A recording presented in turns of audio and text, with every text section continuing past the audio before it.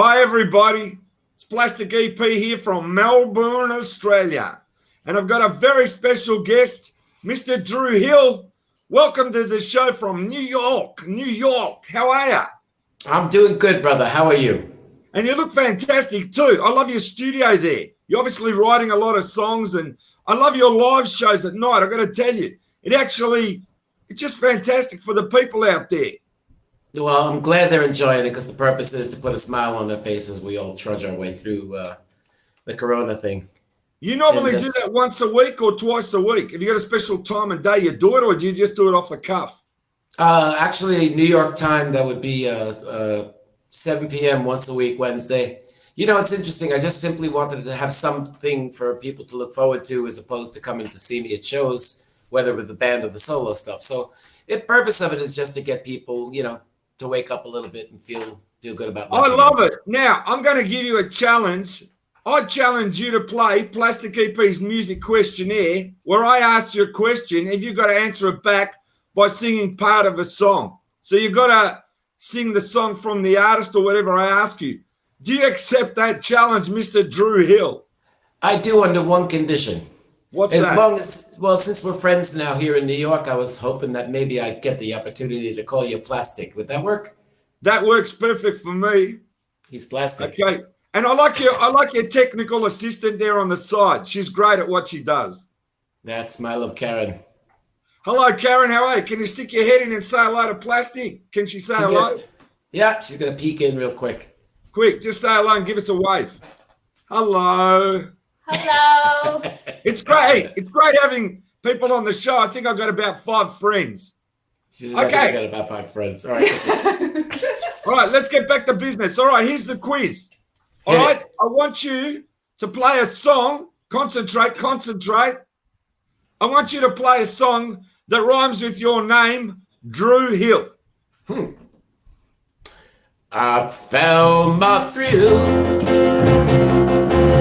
on Blueberry Hill. I ain't here to kill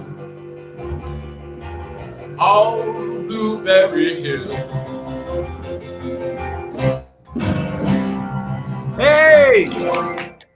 I mean, that's fantastic. Who's going to rhyme the name Drew Hill with any other song but Blueberry Hill by Fats Domino? Come on. I got to give you a 10 out of 10 for that one. Now, we move on to the next question.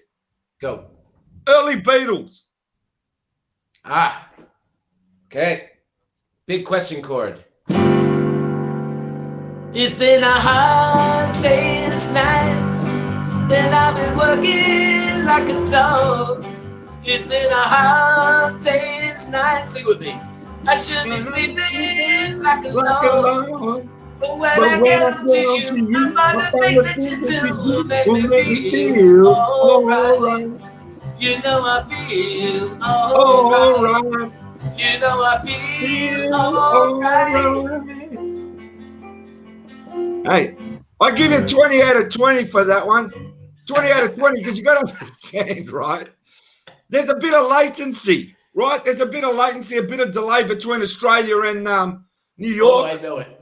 So that's why I don't usually sing, because the artist usually sings 5 seconds ahead of me, and I look stupid. So you're just like the guitarist in my band, except he's right next to me, so that's not a problem. Is someone in the band close to you? Oh no. My band, one of the bands, Liverpool anyway, they're all over. Well, got 2 of them. One in Brooklyn. Yeah, Brooklyn. You know, the famous Brooklyn. And Can you give me a Brooklyn accent? Can you give me a Brooklyn accent? Well, like, you talking to me? Yeah, I don't see anybody else around you. You talking to me? That's. See, I don't get the accents. The accent. I grew up surrounded by Brooklynites. To me, everybody chuckles, and me, it's normal. Yeah. What about Queens? Can you have an accent from Queens? Darling, let me tell you something. It's a mess over here. I mean, look at my hair. Do you think I need a shave? What? Alice, do you think I need a shave? Hey, did Jerry Lewis have a Queens accent? Well, actually, hold on. Sorry, all right, next question, all right? Everly Brothers. Wake up, little Susie, wake up. Wake up, little Susie, wake up. Yeah, there you go. A little bit of elderly. Tiny bit, wee bit. Never played with You know what? That's appropriate. The great thing about doing these interviews is I just rolled out of bed.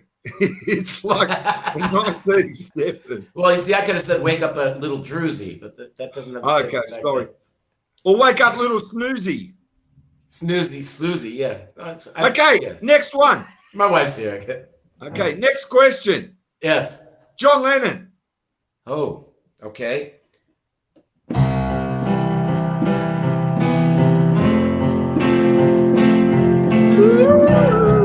Imagine there's no heaven. It's easy if you try. No hell below us. Above us, only skies. Imagine all the people talking to EP. Hey, that was unreal. Now we've got to go the other side of the coin. I'm gonna say Paul McCartney, but I'm gonna challenge you now. Okay. Can you play the song My Love? Don't ever ask me why. I never say goodbye to my love. It's understood. It's in the hands of my love. My love does it good. Whoa, whoa, whoa, whoa. Whoa, whoa, whoa, whoa. Sing with me now. My love does it good. Fantastic. Now here's one. Here's one out of left field. Out of left field, Banana Splits.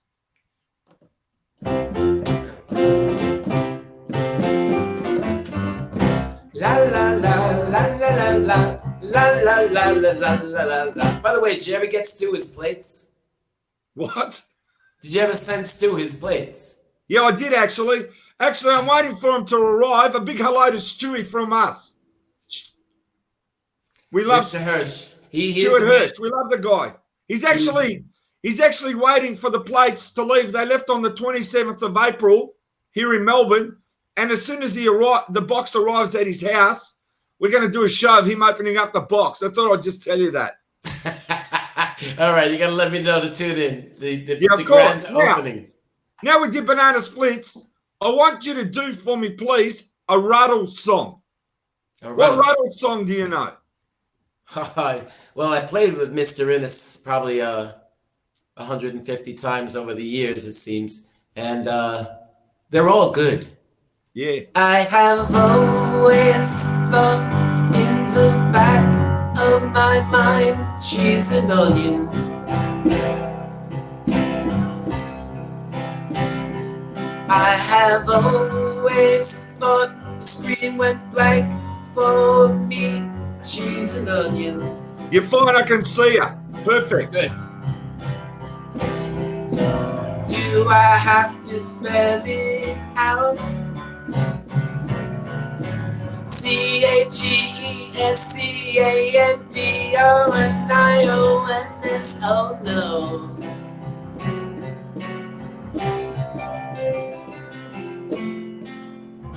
Yeah, I can see you now, but you're on the side. Drew, you're on the side now. I'm going to fix that right now so I can see you back. Thank you. That's it, I can see you.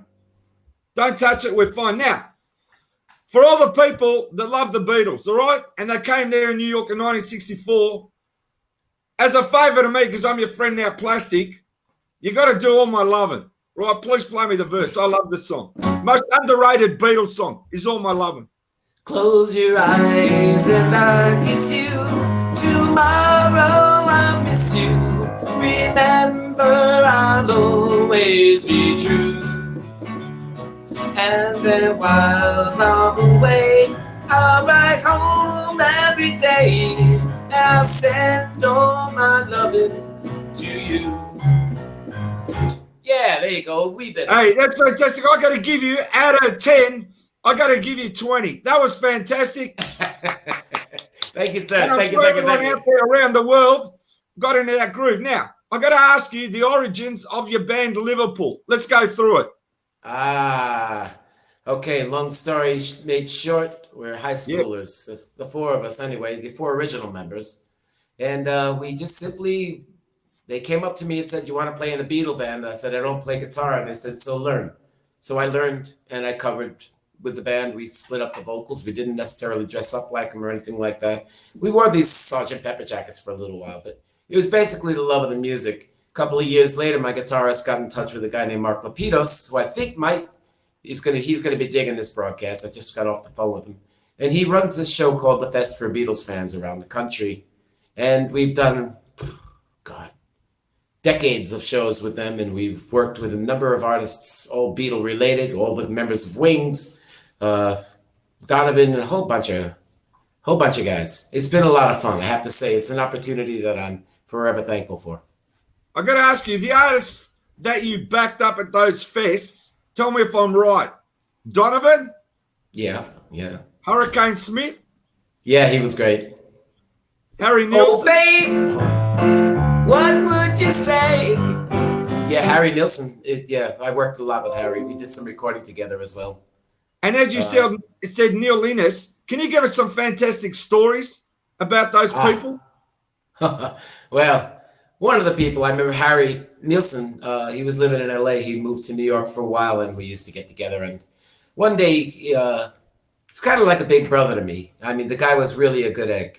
Of course, he was a towering Nord, but he told me one day, he says, you want to go to a Laurel and Hardy convention? And I said, really? He goes, yeah. I said, where? He goes, in King of Prussia, Pennsylvania. I said, King of Prussia, Pennsylvania.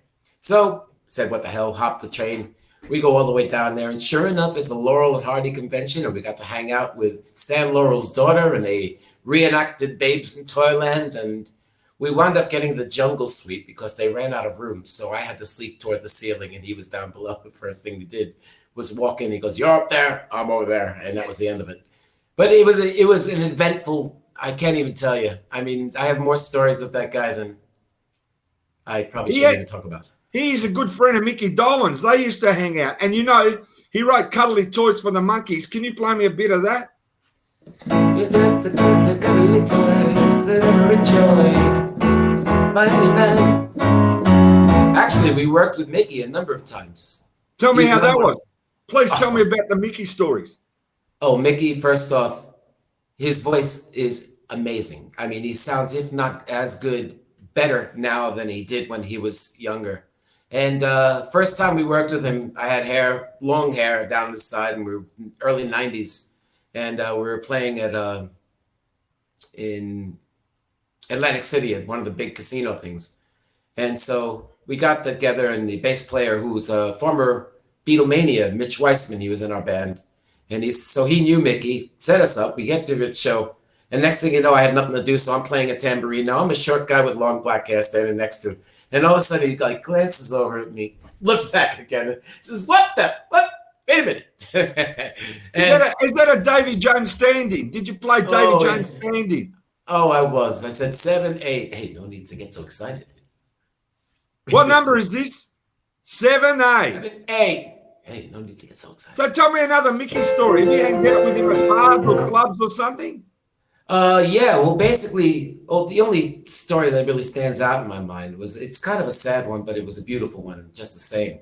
We were the first to work with him after Davey had passed away. And he came up, and I looked at him and said, "You okay with this?" He goes, "I don't know, Drew." He says, "We'll just have to see what happened."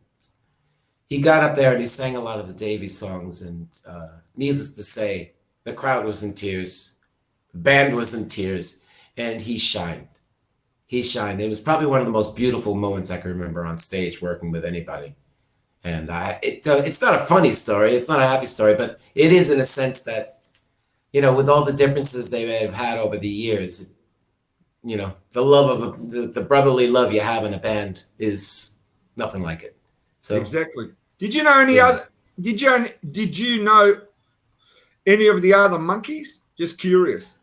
No, actually, we were supposed to do a European tour with him and Davey, but then that's when they were reconsidering doing a full United tour again, and so that got quashed at the last second, and I lost 2 months worth of work as a result. Because supposed to do European tour, but no, I haven't met any of the other monkeys. But you know what? I'm really happy to have met Davey, and I mean Mickey, and yeah, best guy. Him and Peter Noon.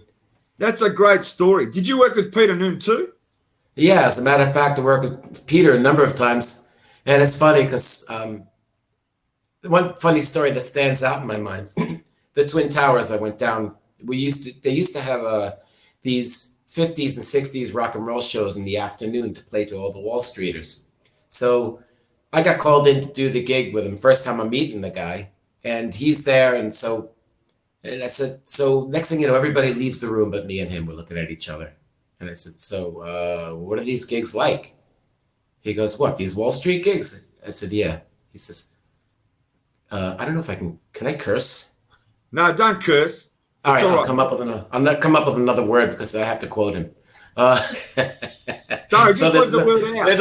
There's a little Italian guy, and he's standing in front of the stage, and he says, you know, I'm singing my show, and I'm bopping like this and stuff. He says, and I keep seeing this guy go, hey, come here. Hey, come here. Come here. He's like, hold on. So he finishes the song. He finally goes over to the little Italian guy and says, yeah, what? He goes, who the F are you? Hey. He said, that's what the shows are about. Yes. Drew, can you play I'm Into Something Good? Oh.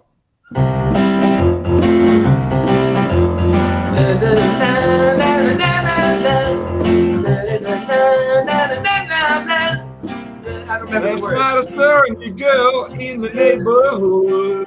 Whoa, yeah. Something tells me I'm into something good.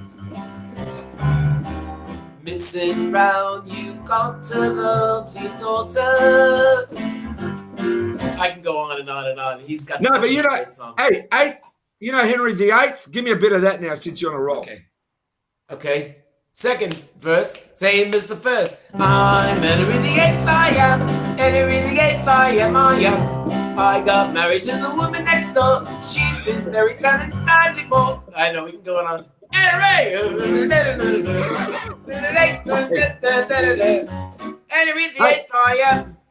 Hey, tell me, seriously, I love the British invasion. You obviously do too.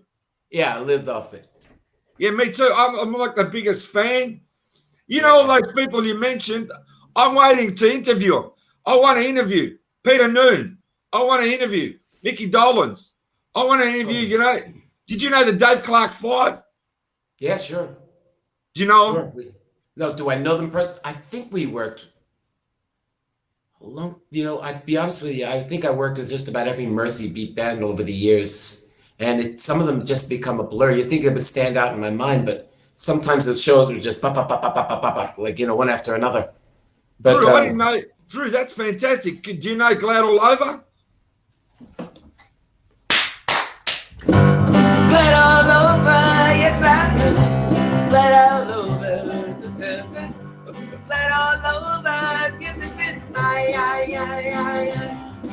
Oh, there were so many good ones. Man, that's huge. Now, what about Paul Revere and the Raiders? Oh, like what? Do you know him? Never. Actually, did I work with Paul Revere? Didn't I? Oh, I'm so bad with this. I should remember everybody, right? Sorry, that's what I have. Right. No, that's what I have. No, it was going dark on me. That's why I have managers, because they remind me. They just say, "You idiot! Don't you realize who you work with?" But I mean, there's a lot of people we worked over there. Peter and Gordon were another great. Yeah, I love Peter and Gordon. Can you play a Peter and Gordon song? Sure. What's a good Peter and Gordon song? The Good Diver thing? Huh? Good Diver thing? Was that the Oh, yeah.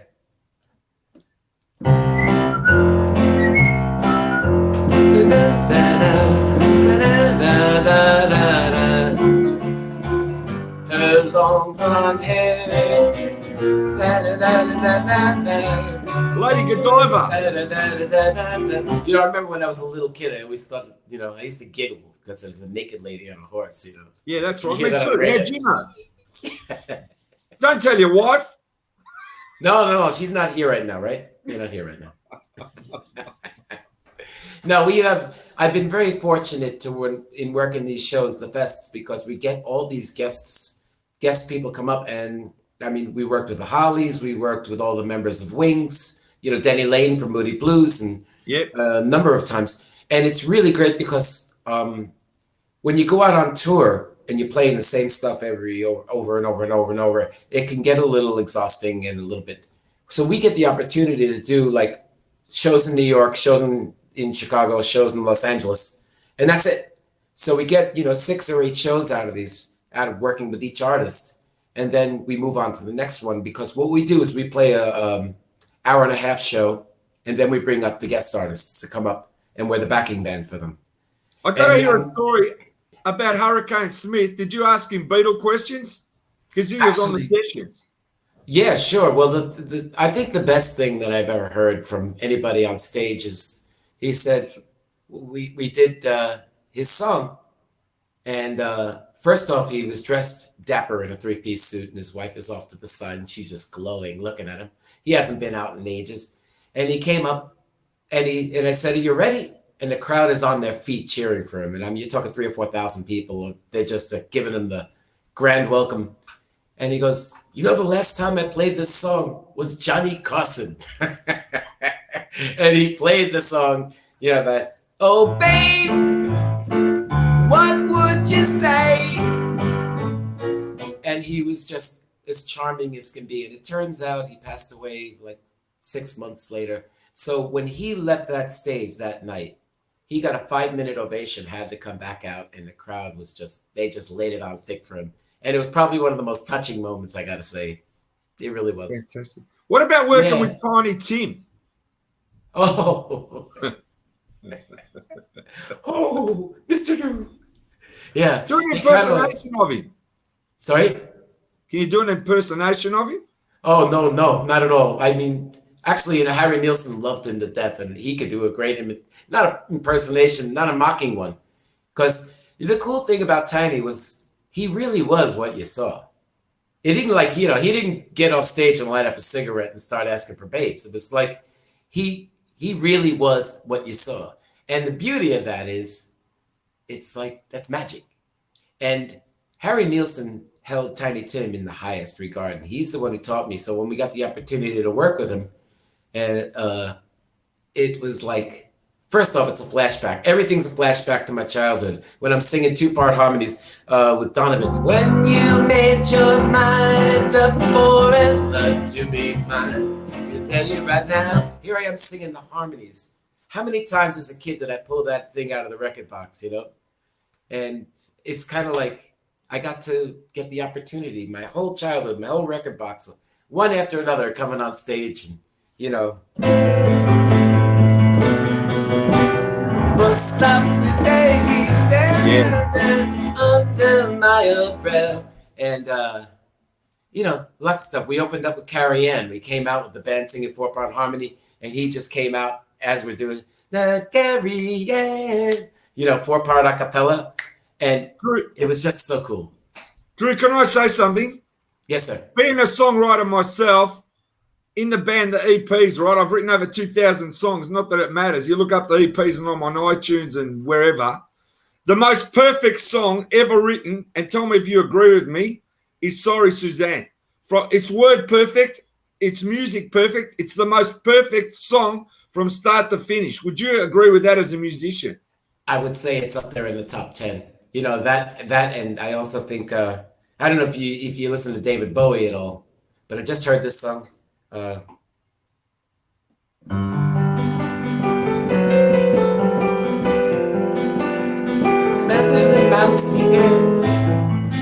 just heard that one. That's another one in the top 10. But yes, a good song. Both my daughters are songwriters. They're one's 16 and one's 20, and we constantly talk about what's the writing process. And one thing that comes down to what makes a good song is it believable? Even if it's a goof song, is it believable? Can you listen to this and hear the person sing and play it? Does it sound authentic? Well, you know, Stu You know Stu wrote Disco Toilet?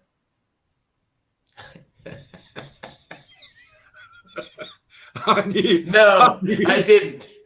Yeah, he did. And also, you didn't know that? No, Disco Toilet. What No. happens is I did an interview with him. I'm sure you'll talk to him. And he's going, I hated disco. I hated disco. It's boom, boom, boom, boom. So I wrote a song, Disco Toilet. It ended up on Dementia. What's the name of that guy? The one that does all those songs? Dr. Dementia, whatever. Weird Al. No, the other guy. Dr. Oh, something. yeah. He puts out songs.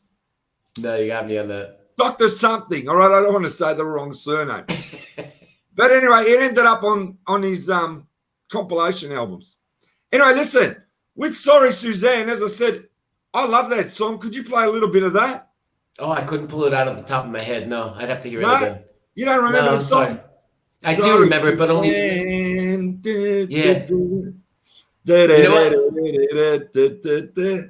Tell you what, tune in on Wednesday. I'll play it for you. I got to pull it out of the hat again. Anyway, listen, I want to know where everyone can catch you. Like, I know you're doing the live shows, but is there any merchandise or anywhere they can go to listen to most of you? Or do you put all your shows up on YouTube or No, Facebook? actually, I'll be honest with you. Outside of, I've been working in New York, working in a 10-piece band, doing the solo work, working with Liverpool. And I've been basically a performance artist. Going to be getting some stuff out. Actually, I have a website, drewhillmusic.com, which I'm going to be posting some stuff coming up very soon. Thank you for bringing that up, though. I appreciate that. So Drew, I got a slew of new songs coming up. I'm having a buzz listening to your stories, and I just got to ask you, of all the artists out there from the British invasion, who is your biggest influence? Ooh. Well, you know, it could be Joey Mullen, Badfinger. Yeah. His band, Badfinger. Come and get it. Yeah, I'll come and get it. And no matter what you are, I don't want it. That's I remember finding out about you. All that stuff. I would say probably one of my biggest musical influences, aside from the Beatles, of course. I mean, there's more stories Beatle related too for another time. But I'd say probably Badfinger. And then he wasn't British invasion, but he did get discovered by the Beatles. Nilsson, Neil Innes is a god to me, and he was a very dear friend. And his passing, as a matter of fact, I had the people doing the show. I said, "Get Neil in this show. He's got a brand new album." We were about to announce it the next morning that he was going to be at the New York Metro Fest for Beatles fans, and Mark called me up at 7:30 in the morning saying he just passed away. I would say, honestly, the man I found the wittiest, the funniest, the most talented person is Neil Innes, as far as covering all the bases, and the most humble of the lot I've ever known in my life. So absolutely. Touches your heart. I know. Now listen, Yes. the names come to me now. Dr. Demento. I want you to go and look up on the net, Dr. Demento, Disco Toilet. We've got to push that song. All right. So what I want you to do is I want you to hear that song and learn it. Someone interview you again. You can play a bit. Dr. Demento, Disco Toilet. Write that down, please. I know that. Get You your know wife- that song? Oh, wait a minute. My comrade Get here, your she wife says to- she knows. Can you get your wife to look it up on YouTube now? Get it to look it up. Yeah, can you pull it up on YouTube? Can you look it up? She knows the I know song. Dr. Demento. Yes, she knows. Yeah, Dr. Demento. I got to be. I'm glad you didn't know that. No, there's a lot of things. You know what it is? I'm not a trivia head. My brain is everywhere but trivia, and Of it's course. kind of like it's what I like about what I do is the fact that, especially with a lot of the British artists I work with, you know, they're the most humble cats in the world. Yeah. That not one of them have an attitude. No rock star. No nose in the air. They'll talk to you. I mean, literally, I could walk by them and they'll say, "Drew, it's me, Denny Lane," and I'm like, "Wait a minute. You're calling me. I should be the one calling you. And they're so humble. And Can I that is a ask beautiful you? thing. You Yes. know Jerry and the Pacemakers. I love Yeah. them. Yeah, Did they're you play great. with him, or did you play Uh, with Marsden? Jerry Marsden. Yeah. Did you play Play with with him? Jerry. Yeah. Yeah. Okay, cool. Yeah. You No, got it's to a do. lot. You got to do one of his songs. I know the most famous one is "Ferry Cross the Mersey," but you know I like the rock Nothing one. the sea is the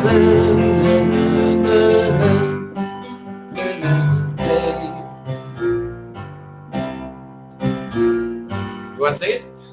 Yeah, no, but I want to tell you. You know what happened? George Martin gave "How Do You Do It" to the Beatles, and they said, "We're not singing that crap. We can't go to Liverpool with that song." So they go to Jerry, and it went to number one. And then Jerry's going around, "I got a number one, you know." And then John said, "Do you want to do one of our songs?" And he goes, "No, I'll do my own." I didn't know he didn't write that. Yeah, and also, let me tell you, he had 3 number one hits in a row. And then what happened is that artist, he'll come to me, right? He had a big hit with a Jerry song, and there was like $300,000 in the bank for Jerry. Wow. You know, Yeah. the guy, his name will come to me, right? Hollywood. What was the name of that guy? Frankie Goes to Hollywood. Oh, yeah. He What was paid the song? tribute to him, and he did one of his songs. And Jerry, I heard, goes to his bank account, and there's 300,000. And Jerry comes on and says, "Thank you, Frankie from Hollywood. Thank you." She's not here. Have you not heard that story? No, I didn't. No, there's a lot of things I know that I don't say, but I do a lot of research and that. And I'm just saying, I just love the British invasion. I love it. I was going to say, you should probably get interviews with some of these people because, I mean, if you can get in touch with because, I mean, talk about crazy stories. I mean, Peter Noon talking about being a little kid, you know, he says, I had a Rolls Royce and I was too young to drive it, you know. And he says he was tormented by all the other guys because he was just a kid a lot. He says, no, nothing bad. He says, but they ripped him. They ripped him. He grew some teeth with those guys.